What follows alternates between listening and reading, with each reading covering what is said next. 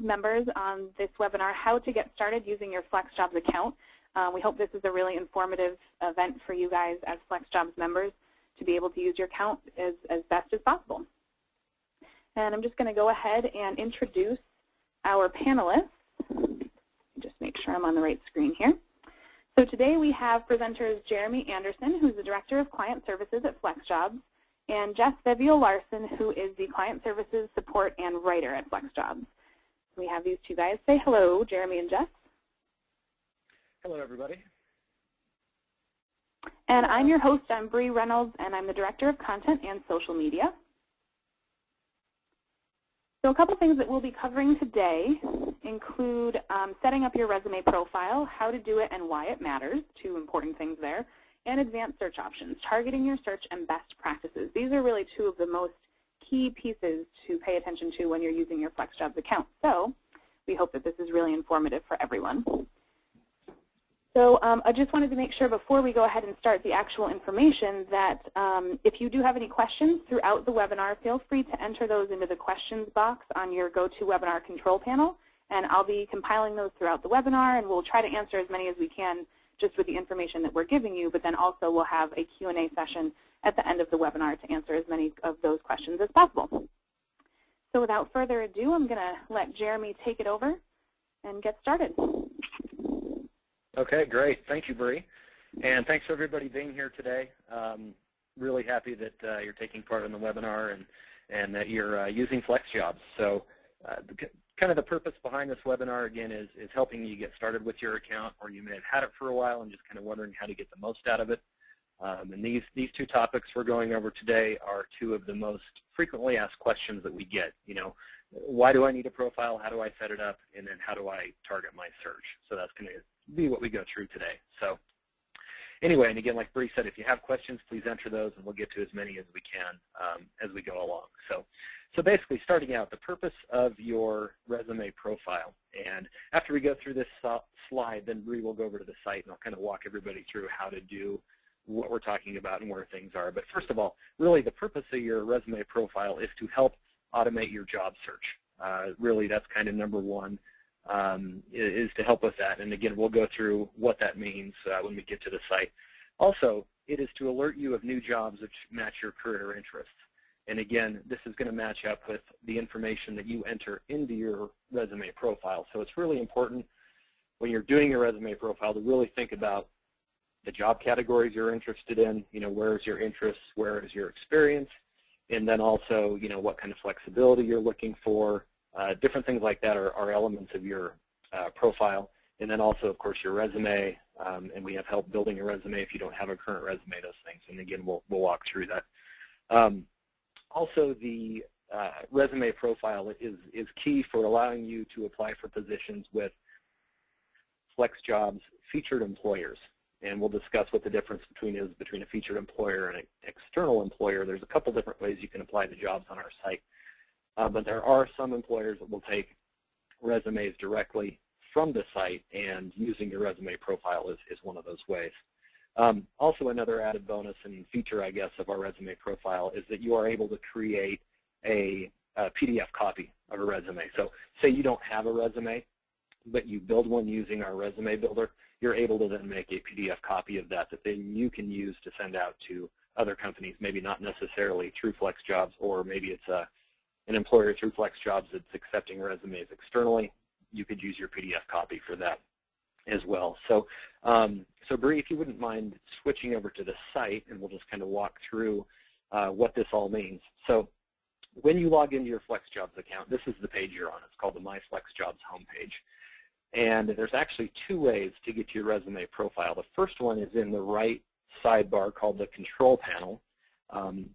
So Bree just clicked on it right there. So you're able to view profiles you have set up by name there. And then you're also able to create a new profile. So that's one way you can do that. The other way, Bree, is if you scroll down on the page, you'll see a box down in the lower left called My Resume Profiles.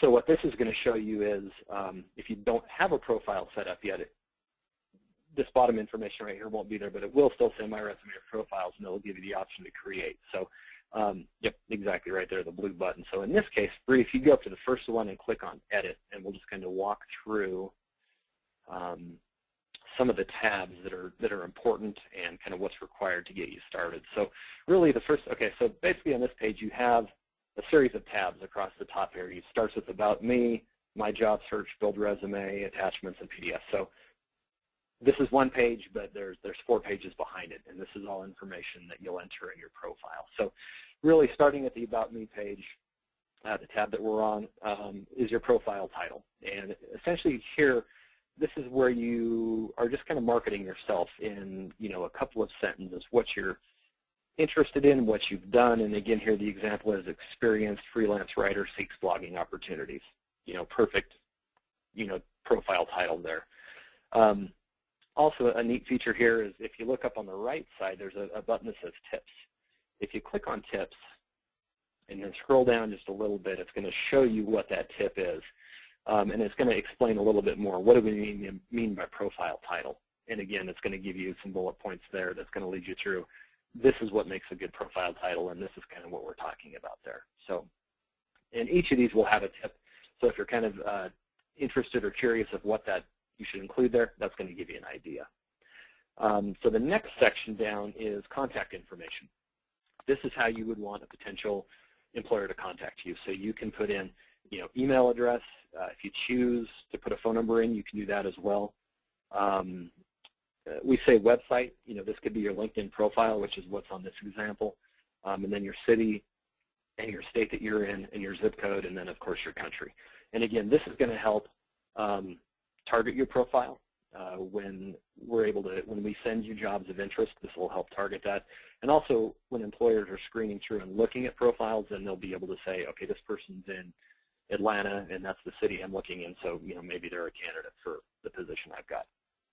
It's also important on each of these sections when you fill this information in to always click Save at the bottom of the section. This will let you, yep, right there, that'll save your information. If you don't do that and you move on to the next category, it's not going to save your information, so you want to make sure that you're always clicking Save for that. The next one is Picture. Now, this is optional if you want to include a photo or not. If you do, definitely a professional photo is best. And again, nice picture of Kate Middleton there. And she's not actually a FlexJobs subscriber as far as we know, but she's just in this example. Anyway, so you can include a picture if you choose, and again, that's optional. The next tab is the setting your profile privacy. So Bree, if you wouldn't mind clicking on Edit there. This is an important one. Basically, this is the privacy of your profile. Who can see it, who can't see it. The most commonly used is the middle option there, which is called Active and Private. What this means is that your profile is active for employers who are approved by FlexJobs. They are able to view your profile, and only they can view your profile. This is what most people use because they want employers that are using our site to see their information, but not necessarily people from the outside. So the top option, Active and Public, that means that employers using FlexJobs can view it, but also anybody searching your name and maybe they know something else like where you've worked, they would be able to view your profile as well. So that's Active and Public. That makes it public on the different search engines. So really, we encourage people to do Active and Private just because it does keep your information contained to our site. And then the last option is Inactive. Maybe you're doing some work on your profile or it's not quite ready yet to go active. That's a good place to be just because no one can see your information at that point in time if it's not ready to publish. So that's your third option, is Inactive. And again, once you select that, you definitely want to click Save. And then the last option, again, is your home office. This is just listing basically your home office equipment that you have. Are you on a PC? Are you on a Mac? What kind of internet connection do you have? Do you have a printer, scanner? That kind of information. And again, click Save to save that. So brief, you go back up to the top of that page, and we'll click on the next tab, which is the My Job Search tab. This is a really important tab. This is going to really target the types of jobs that we send to you. There's a part on your My FlexJobs homepage, which are jobs that match the criteria that you've entered in here. So the first one is job categories. You can select up to 5 categories here. These are the active categories that are on the site. So again, once you select your 5 categories, you'll want to click Save to make sure that you save those. Exactly. So I think you'd already had 5 checked there. So as you know, if you go over 5, it's not going to let you do that. It'll let you select 5. Also, I'll talk about this in a minute as well. If you've got more than 5 categories you're interested in, or say you've been in sales, you've been in marketing, you're also a writer, you can set up different profiles for those as well. So you don't have to just stay with one profile. You can set up one profile that's a sales profile. You could set up one profile that is maybe a writing profile and select different categories for those. So that's another option for you. Job details is the next one. Again, very important. So if you click on Edit, My Job Details, this is where you're going to select different, the details of the job that you're interested in. Are you interested in an employee position? Maybe part-time, maybe full-time, freelance. So Bree's got a couple different things checked. You can check as many of those as you'd like. And again, this is how jobs that are sent to you are going to be filtered, are by these things. Next is career level. And Bree, you can click on the drop-down there. It's going to give you 3 or 4 options there. Everything from intern to executive. And we do see jobs, within all those categories. So, really think about that. Think about your experience and where you want to be when you select that. But that's what that option is. The next option is your highest education level completed. Again, high school, some college, and then up from there. So you would just select what that is. Then the next one is desired salary. Yeah, this is optional. But if you want to put in an hourly rate or maybe a yearly salary that you're interested in, you can do that right here. And again, that will carry through on your profile. And that's exactly how you can do that. You can choose salary, you can choose hourly, up to you. And then if there's anything else you want to add,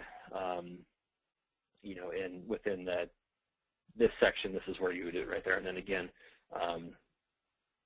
there you go, exactly. Something we would all like, unlimited vacation time. And then make sure you click Save to save that information. Perfect, and then all your information you entered is right there. Next one, job flexibility preference.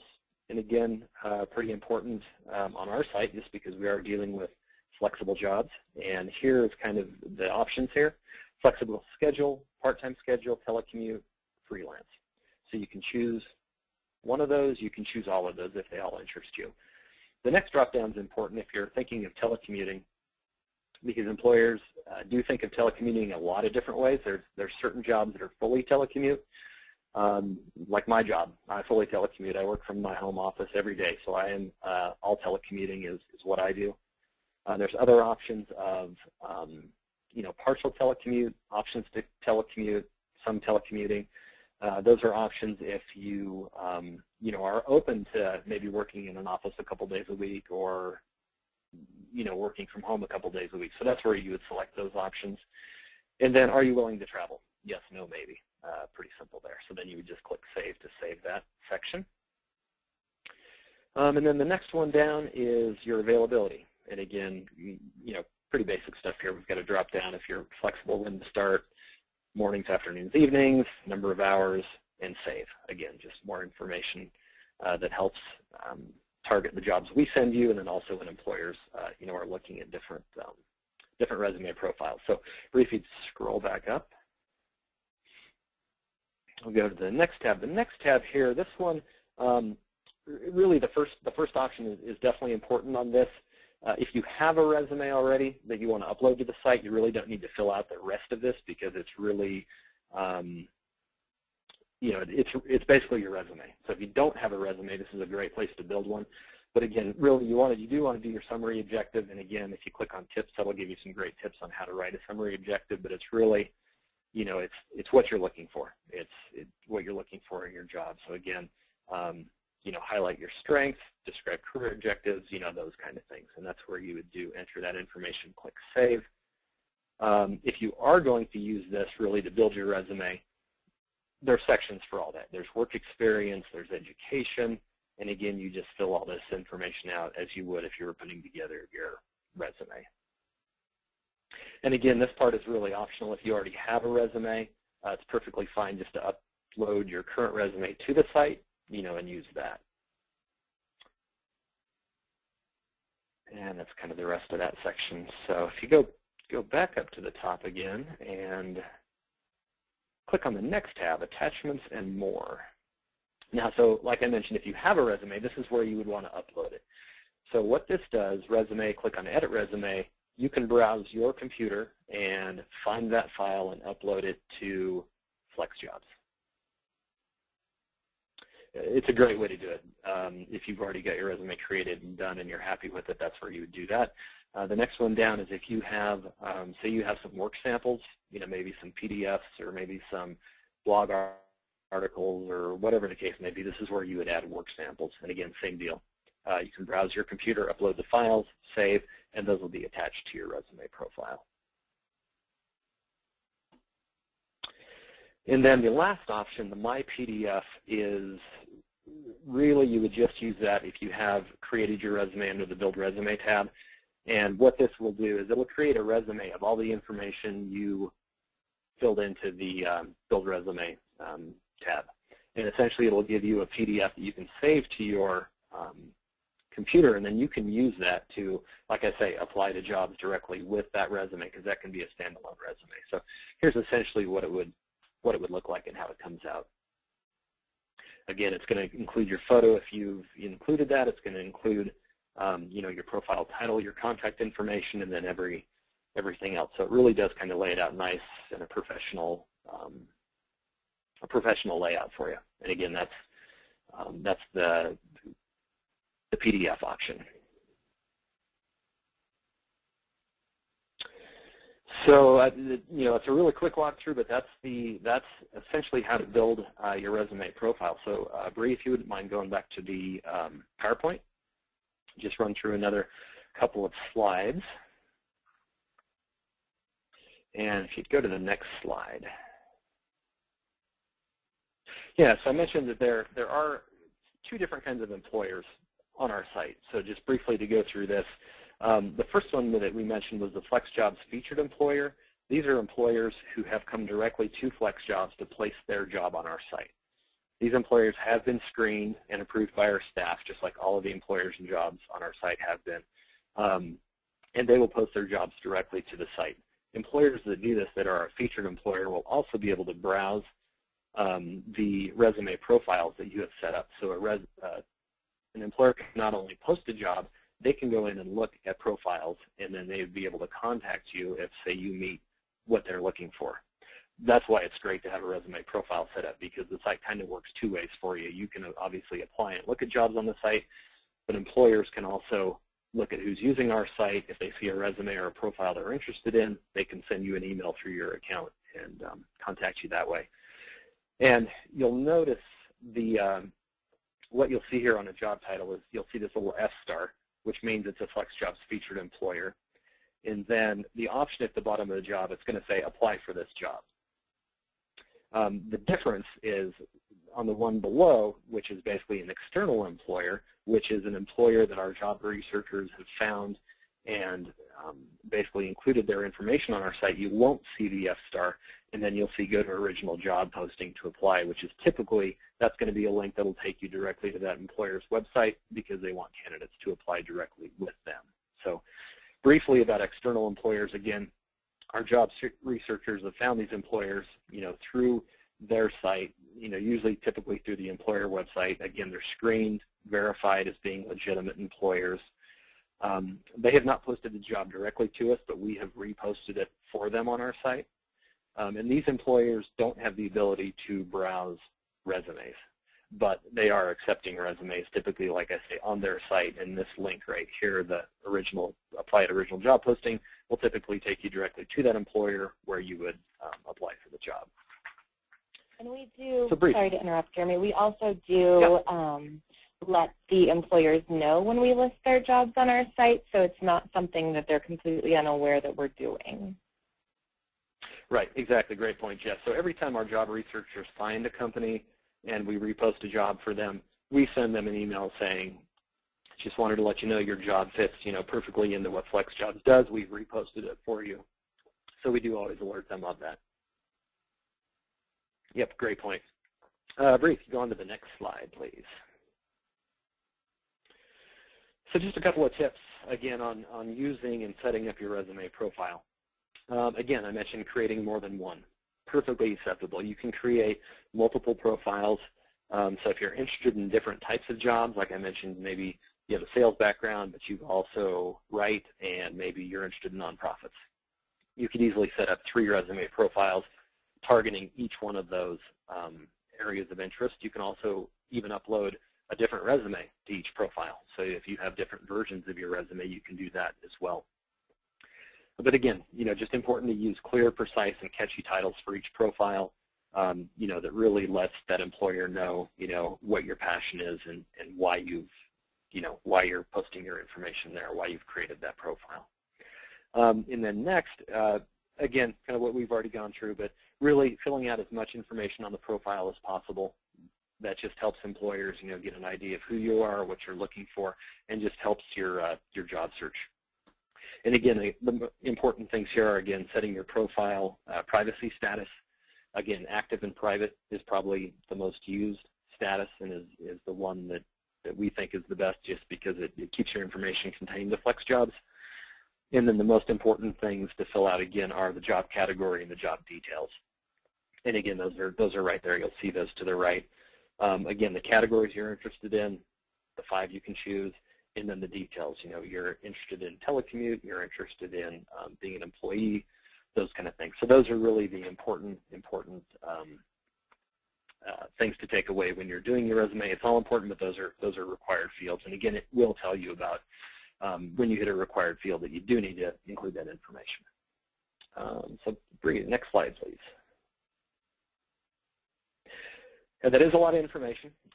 Luckily, we do have a really great video that's on the site that will walk you through what we just went through. So when you're in the profile process, over to the right will be a link.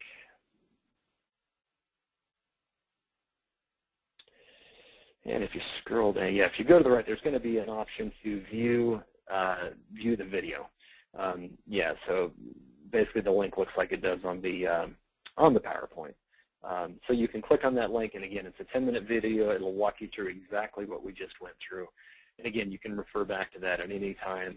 It's a step-by-step. Again, it's about 10 minutes, and you can always refer back to that just to get the information that we covered today. So that is really it for setting up your profile. I think I'll pass it off to Jess now, and she's going to talk a little bit about the job search. All right, thanks, Jeremy. So the advanced search option is one of the most helpful pieces of information on FlexJobs, because we have over 13,000 jobs on the site, and we add between 150 and 250 new jobs per day. So the database is always changing, and it's always getting new jobs, and we're removing jobs as they're filled. So I generally recommend anyone who's using the site, and I know for my purposes and my job with FlexJobs, I use the advanced search option pretty much exclusively to look through the different positions and to really pinpoint or widen the job search that I'm looking for. So Bree, if you can go to the website, and if you go to the top of the website where there's the Find Jobs tab in the upper left-hand corner, if you scroll down to the right of the job categories, under the related job search options, the first option located there is the advanced search option. So that's oftentimes the easiest way to find this particular way to search. So I'm going to go through the different fields and what they mean, and kind of what information you can get from using them, and how it will adjust your search based on the criteria that you put within them. So the first option is the searching by keyword.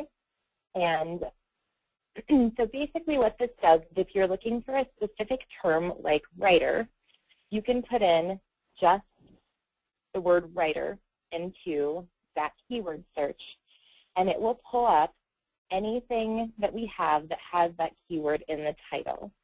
So if you search just by writer, it's going to give you a very large 412 positions all over the U.S. and with different criteria as far as freelancing or part-time or telecommuting. but it'll give you anything that has the word writer in the title. So if you're looking for a very broad search that you want to look just by one specific term, that's the way to do it with that keyword. So the next field that's on the advanced search option is exclude these words. So if you're looking for writer but you don't want to be a freelancer, you could put in writer for keyword and then exclude the word freelance, and it will then search specifically by writer and then not give you anything that has freelance in the title. So that's now dropped that job search down to 175 positions that can be found right now on the site. So that's a way to do that if there's a specific industry that you're interested in, but there's a part of it that you don't want to do at all. So the next part of the advanced search option is the category. And this is a drop-down that's going to list all of the job categories that we have at FlexJobs. So I generally suggest using this a lot for people to search in specific categories. So instead of using the keyword, which if there's a writing position that has writing instead of writer as the keyword, it won't find it. Exactly. Writing versus writer. It's only going to look for the exact word. So I usually suggest leaving the keyword section blank and also to exclude these words unless there's something you very specifically are not looking for. The job category is a really great way to be able to search the entire category based on how the researchers have flagged the job and what different categories they may find relevant for a specific position. So that's where you can do that. You can only select at this time one category at a time. You can't select 5 or any number. You can't kind of control select. It will only allow you to do one category per search. So the next job is, the next type is the job type. So if you're looking specifically to be a freelancer or if you're looking specifically for full or part-time work or temporary work, this is the selection that you can make to give yourself the different options. So if you want to be, a temporary writer, you would select that there, and you can go ahead and run a search based on, what we have as far as temporary writing positions go. So that will pull all of those up. The next option that you have on the advanced search option is the type of job flexibility. So if you're looking specifically to telecommute only or only for freelancing contracts or flexible schedules, you can select your level of flexibility. So if you wanted to be a temporary writer that was telecommuting, you would select that there. And then the next category to the right kind of falls right in line with the type of job flexibility, where you can select, if you select telecommuting, you can choose the level of telecommuting that you're wanting to do. So if you want to do 100% or an option, or if you don't want to telecommute at all, you can leave this blank and it won't select for telecommuting whatsoever. And then, pardon me, the next selection is going to be the location. So you can select the state that you're in. And I usually recommend doing this because it's going to give you all of the options for the location that you're in. So you'll get options that are available to telecommute from within your area. And then if you check the little box just to the right of the drop-down screen where it says and available anywhere, that will give you both local and national positions that would match your criteria. You can search, and that will give us jobs for Colorado and ones that are open to U.S. nationally accepting positions. So, for example, on this list, we've got positions that have the U.S. national flag on them, and then the globe flag next to the level of telecommuting and job type that it is. And then on the advanced search option, you can use as many of these different criteria to search for as you would like to, or you can make them as broad as you would like to. So, for instance, right now, if we made the category writing but took the job type away and made it just an open job type and then left Colorado and available anywhere, that would give us an idea what jobs you could do as a writer telecommuting from Colorado. So that opened up, taking temporary off, opened up another 100 jobs that you would have the option to do that are not going to be temporary positions. This is a really, really great way to be able to either make a very, very broad search, where if you're looking just to see what's available altogether in, advertising, for example, or PR and marketing, you can search just that job category. Or if you want to see just specifically what's in your area, you can also do that as well. The nice thing, too, if you'll scroll up a little there, Bree, on the search results, you can actually see on the right-hand side here where it's got your job category. You can remove that or change it. You've got your job type, so if you decide after you run a search that you want to change the job type specifically that you're looking for, you can do that. You can see the breakdown of how they're, how many we have as far as like full-time or part-time positions, and also the telecommuting levels that are available for those. And after you've completed a search, if you set up the criteria that you have found that are really helpful for you as far as what you're looking for in your searching capacity, you can use that blue button that she's pointing at right now, which will save a search to your account. So what will happen is every time you log into your account, you can go into your FlexJobs homepage and scroll under the job search activity. Scroll down the job page a little. And then you've got an area where it says Saved Searches on the job search activity. The fourth tab over. And you can select that. And if you click the link, it will run that search for you automatically, and it will connect you up with new jobs that are available or anything that is currently active in that search. So that way you don't have to enter the search over and over again in your profile category. You can go ahead and just have it saved to your account, and you can run it every time you log into FlexJobs, and it will keep your specifications and your criteria. If you want to go to the next page of the PowerPoint,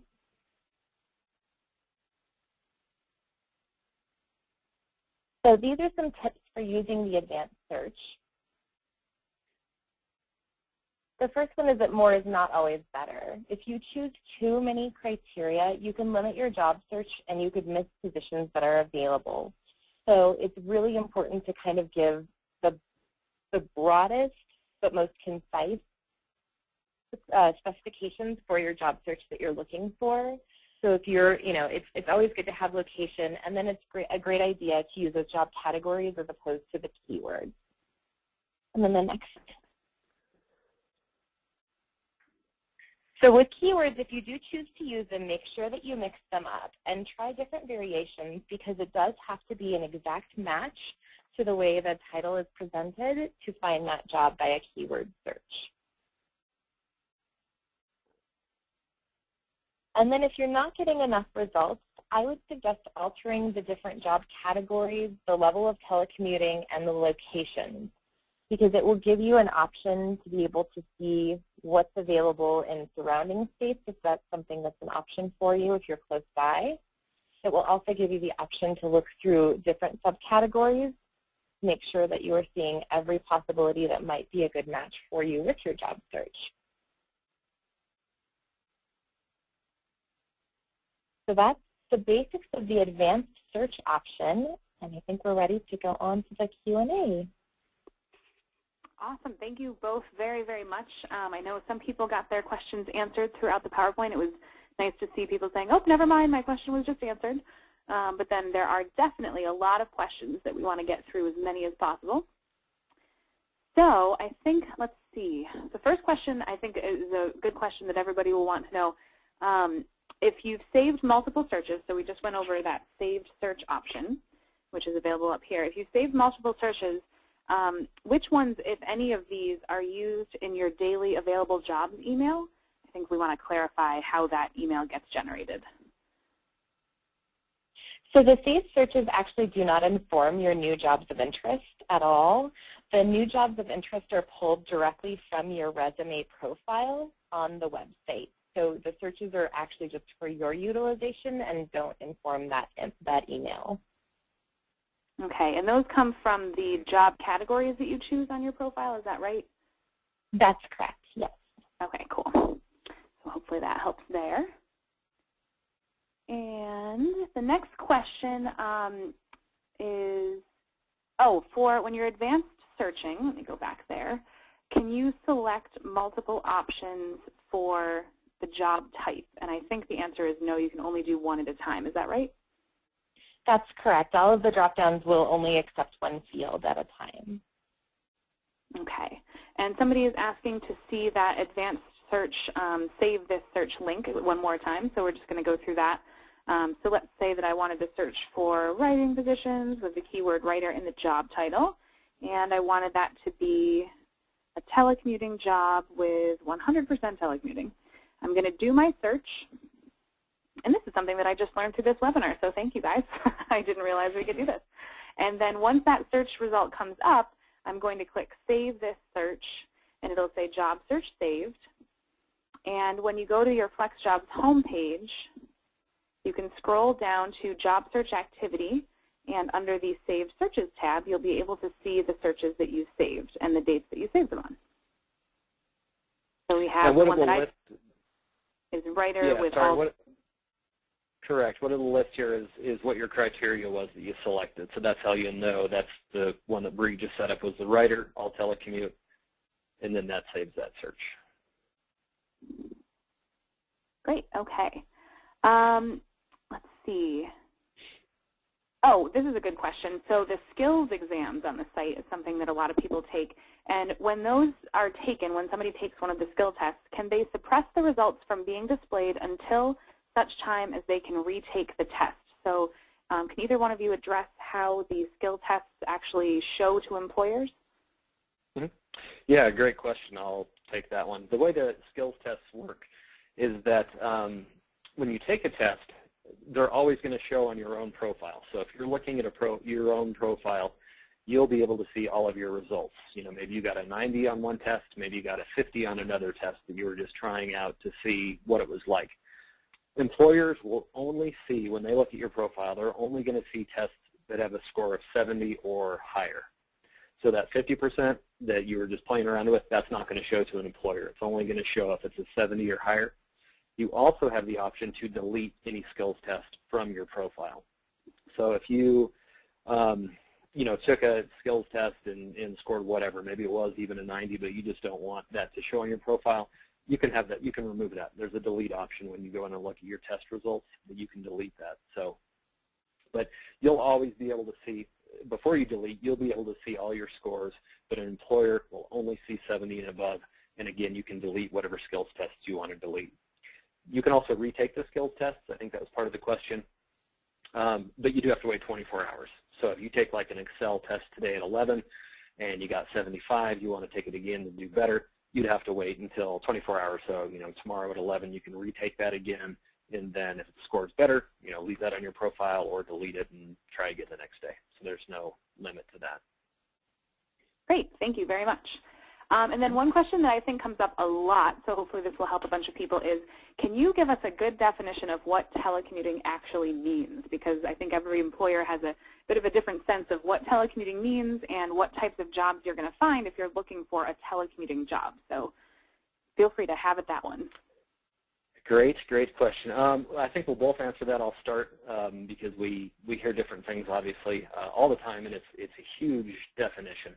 Again, telecommute means the ability to, you'll hear that used interchangeably with a lot of different words. So basically it's the ability to work outside of the office, not in an office. So you'll also hear virtual, remote, work from home, work at home, telecommute, telework, all basically mean the same thing, is that you're not sitting in a cube in an office every day. But like I had mentioned on my part about partial telecommute, options to telecommute, again, employers may say there's an option to telecommute, which may mean you're in the office 4 days a week, and you're telecommuting 1 day a week, meaning you're out of the office 1 day a week, but working from home or working from a remote location, like maybe it's a coffee shop or something like that. And again, if it's an all telecommute position, like say, for example, our company FlexJobs, we all telecommute. Everybody telecommutes. We don't have an office to go to, so everybody works 100% telecommuting, meaning that we're always working from our homes in our job. So you'll definitely hear a lot of different words that are used interchangeably, but anytime you hear telecommute, that means you're working outside of the traditional office space. Jeff, I'm sure you probably have something to add to that as well. I do. So one of the biggest misconceptions with telecommuting is the idea that you can work from anywhere if you're able to work from home. And so positions can be telecommuting and still have a location requirement, where an employer requires that a person be in that specific area, state, city, region, to be able to work from home. So a telecommuting position does not automatically mean that it's available U.S. nationally. Yeah, perfect. Great example. And employers do that for many reasons. It may be a fully telecommute position, but they want people to live in Baltimore. They may want you to live in Baltimore because they have an office there, and they have training that's going to be on site, so they want people within a certain radius to be able to come into the office and train. I talk to a lot of companies who are new to having telecommute positions, so they may want people within a radius, again, so that they're close where they can come into the office. Maybe their internet is down at home and they don't want to lose those hours. They want that person to come in and work in the office. Those are a couple of reasons. Sometimes it's licensing. Maybe if it's a nursing position or a teaching position, they may only be looking in California for that reason. And that's just a few examples, but that's a good point, Jess. Awesome. Thank you both. Yeah, I think that's one of those things that's pretty confusing for people when they see it's telecommuting, but it requires a location, and that doesn't make any sense, which sometimes it does and sometimes it doesn't. So very helpful. Right. One of the things that we had a question on are the job search icons, which I know Jess is an expert at this because she just wrote a blog post on it. So Jess, would you mind, I'm going to go to the jobs page, and if you could just kind of briefly discuss the job search icons and how people can use those to help them figure out what each of these jobs mean?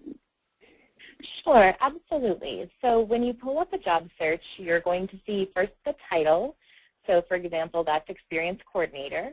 And it'll either be in blue or orange based on whether or not it's a FlexJobs featured employer or an external employer. So that's kind of a quick way to tell whether or not it's going to be taking you to the employer site to apply, or if you'll be using your FlexJobs resume profile.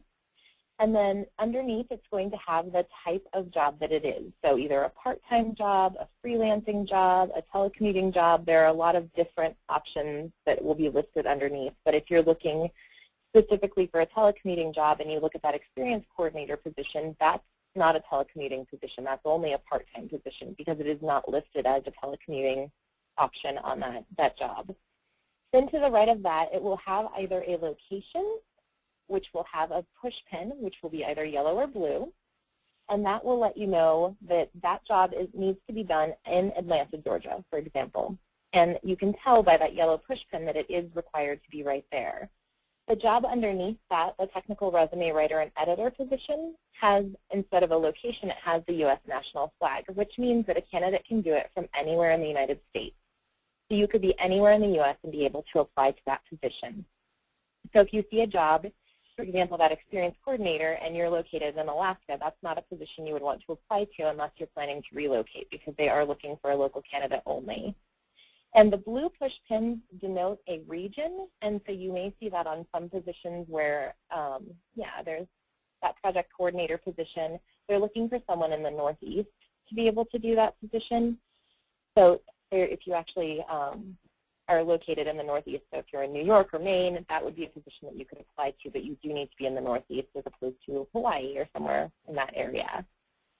And then to the right, we often will see the company names if you're logged into your FlexJobs account.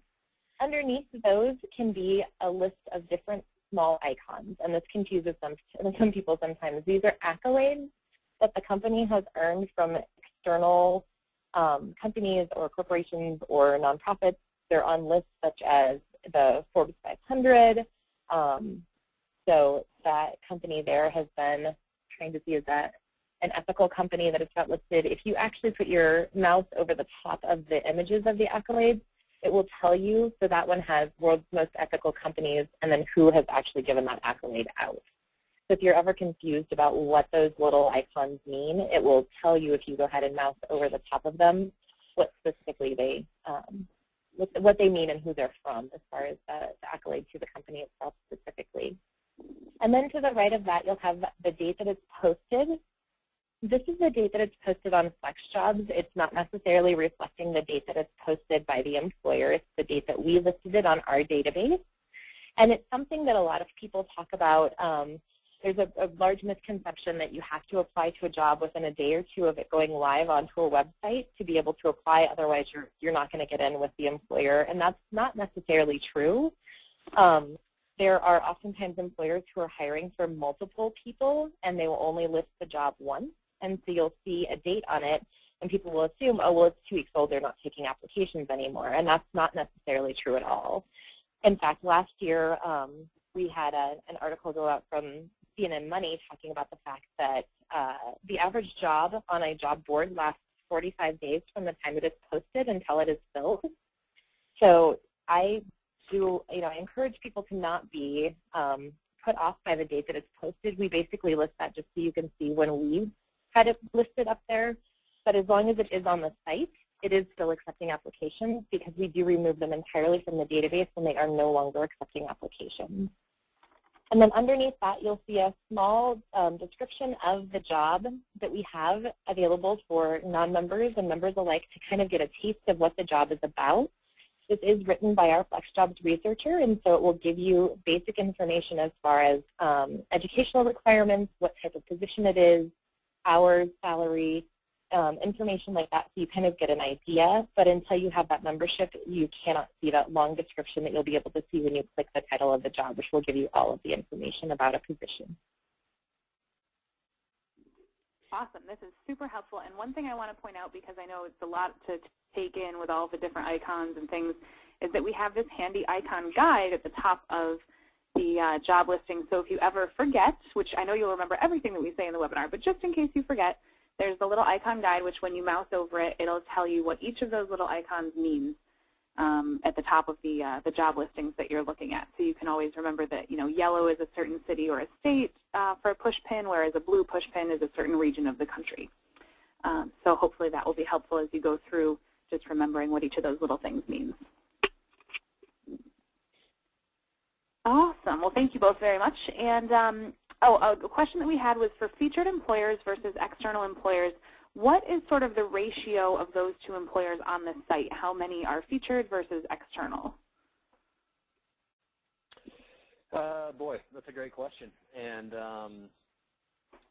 I would just have to ballpark that right now. I would say it's probably, I would say about 30%. Well, that's gone higher. It's probably 30-35% featured, 65% external. It could be a 70-30 split, but there are definitely more external employers right now than featured employers. That's going to break out, and that's always changing. And we're getting more and more featured employers all the time. But unfortunately, I don't have an exact breakout for you, but that's probably fairly close, about a 70-30 split. Okay. That works. Thank you. And actually, a question that a couple people had back to the icons is when you see an icon like this where there's the yellow push pin that denotes that this particular job, anyway, is looking for somebody who's based in Virginia, but it also has the U.S. flag saying that the candidates can be from anywhere in the U.S., how does that combine? What does that mean for people? Sure. So what that can mean is that an employer is looking primarily for someone in that state, but for an extremely qualified or very well fit external candidate that they would consider someone nationwide. So basically they're giving first priority to a local candidate, and then if they're not able to find someone that's a really good match, we are willing to hire outside of that area. Perfect. Okay, so it's sort of preferred Virginia candidates versus anyone can technically apply, but if you have to be sort of a stellar candidate to get the ones that have, that if you're not quite in Virginia, to be able to apply from anywhere in the U.S. Exactly. Okay.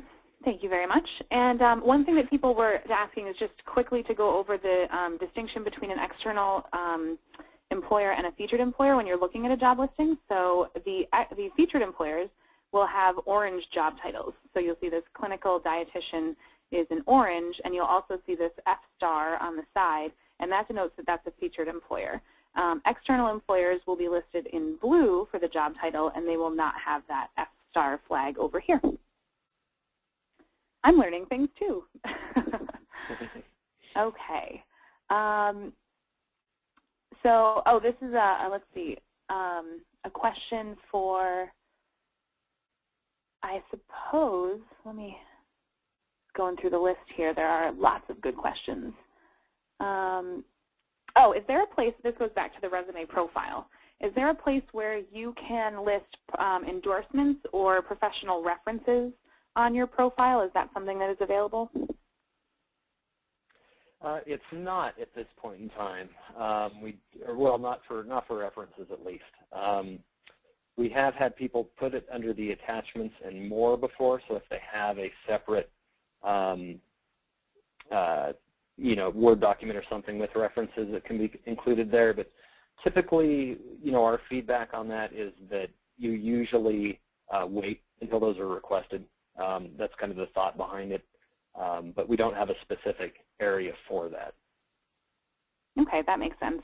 Oh, and one thing I wanted to point out that I think is a pretty nifty tool is that once you've created your job search profile, if you want to see what employers are seeing, you can actually go to the top corner and click View My Profile, and you'll be able to see what your profile looks like to employers as they're reading through it. So you can kind of get a sense for, the overall information. How is it displaying to people? Is there anything that you really need to update there?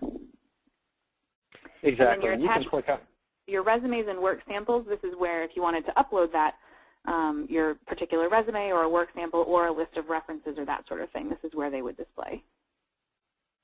Exactly. And I was just going to say you can click on that view profile at any point in time. So if you, get done filling out the first tab or the second tab and you kind of want to see your progress, you can click on the View My Profile and it'll show you what you've entered so far. And then obviously you can look at it at the end also to see it completed. But again, like Bree said, that's what the employer sees. That's their view of your profile. When you click that, so it gives you a very good idea of what information they see that you've entered. And we have another question while we're in the resume profile area. There we go. Under the job categories, which are very specific, and you should select up to 5, and these are what sort of controls those daily emails that you get for new jobs of interest. When you are selecting a job category, say accounting and finance, which has subcategories underneath it, there's 3 subcategories for accounting and finance. If you select accounting and finance, does it then include these categories, or do you have to check them all individually?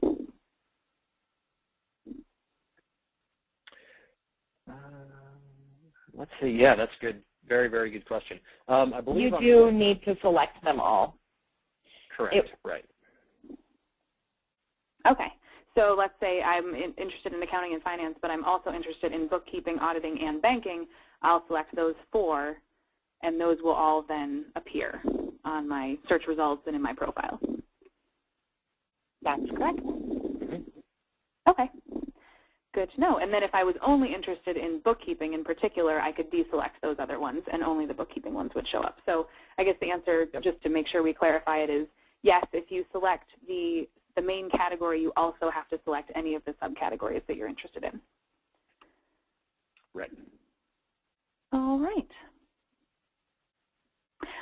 For the skills test results, we were talking about skills tests before, are those linked to your profile, or are those something that employers will see regardless of which profile they're looking at, if you have multiple profiles? Yeah, they will show up on each profile that you have. So you wouldn't necessarily be able to say, I want this skills test to only show up on my writing profile and this skills test to only show up on my sales profile. Any skills test you take will show up on each profile that you have created. And again, the employer will only see the 70% and greater, and then you do have the option to delete the skills test as well. Okay, and so we do have a great question from someone, and I believe I know the answer, so I'll toss this over to you guys just in case. Is there a contact at FlexJobs who is willing to walk us through our profiles to make sure that we have things set up properly if we want to, just double check it from the expert's point of view over at FlexJobs? Can they contact, say, client services to have somebody just look over their resume profile? Yeah, absolutely. We have, we are a small company still, so there are 3 of us who work in client services and do take phone calls about this exact thing every day. So we are, we're available. Our phone hours are 9 a.m. to 6 p.m., and that is Mountain Time. And you're also free to leave a message if we're not able to get to your call. But yeah, we're definitely here to, if you have a question on the profile, if you want someone just to take a quick look at it, and you can also email any questions also. Feedback@flexjobs.com is our client service email as well. So we are definitely here to answer any questions and fill out any or help you get that filled out if you need any sections filled out. And again, the video is a great tool to go to because that does walk you through the complete process that we went through earlier as well. And we also don't, just as a clarification, we can't do kind of resume writing tips for you, or we don't do any of the kind of does this look good. We can do more of the technical side of whether or not you have it set up correctly, but we aren't, we're not able to do, how you should word certain items or things like that. Yeah, exactly, yeah. That would take a lot longer for a full resume review. Oh, we do, this is good to point out to all FlexJobs members, we do have some partners that we work with that help with that sort of thing. So if you are looking for like somebody to review your resume and give you tips like that, we do have member savings partners, which on the control panel on the right, you can go to special savings offers, and it'll pull up all these discounts that we have with partners who we trust to help you with those sorts of things. Since we are such a small company, we don't do particular career counseling or mock interviewing or that sort of thing, but we do partner with a company called Resume Deli, which does that. So if you go to Member Savings and then go to Resume Deli, you'll be able to see that information about what they can provide and that sort of thing. So that's something to know. There's a whole ton of different discounts in here that you can take advantage of. Okay, and it looks like we've reached the top of the hour, so that's probably a good question to leave off of with the contact information for client services in case you have any further questions, looking over your profile, that sort of thing. Also, I would definitely say please check out our new blog, which we've redesigned and has tons of information. If you go under Job Resources and then Get to Know FlexJobs, you'll see all sorts of articles written by Jess and other FlexJobs writers and researchers about the company, about how to use different parts of the company. So we have job search tips using the job icons, which we covered today, and advanced search tips and all sorts of different things under here. So feel free to go there as well for more information. But thank you all very much for the wonderful questions. Jess and Jeremy, do you have anything else that you'd like to add before we call the webinar a day? No, I think that's it. Hopefully it was informative, and again, yeah, the resources that Reed has put out there will be great for you. So appreciate everybody being on the call today. Absolutely, right. Thank you guys. And yes, and thanks to you both. And we will be sending out tomorrow a recording of the webinar as well as the PowerPoint slides. So you guys will have all the information available, and you can refer back to it over and over again.